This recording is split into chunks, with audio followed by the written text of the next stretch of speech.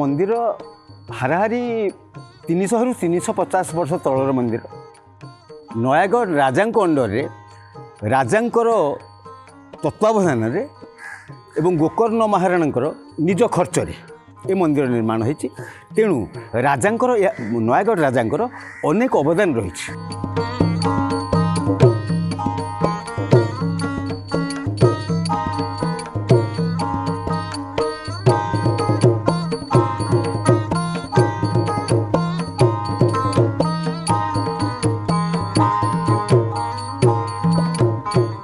इटामाटीर अधिष्ठात्री देवी होती नारायणी एवं अधिष्ठाता देव होती गोपीनाथ। तेणु जेबेठू इटामाटी गाँव प्रसिद्धि लाभ कला से दिन ठू इटामाटीर गोपीनाथ मंदिर अच्छे एवं नारायण भी अच्छा।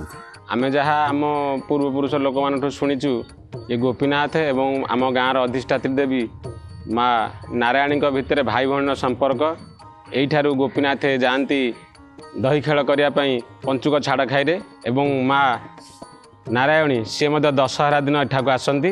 अनेक पर्व सहित ये गोपीनाथंकर आविर्भाव संपर्क अच्छी। इटामाटी जिते प्राय जिते पर्वपर्वाणी अनुष्ठित हुए ताहा गोपीनाथों आनुकूल्य हुए। पर्व तो 12 मासरे 13 पर्व रही किंतु ठाकुरंकर झुलन यात्रा हुए, जन्माष्टमी हुए, राधाष्टमी पालन करा जाए, विभिन्न प्रकार यात्रा हुए ठारे।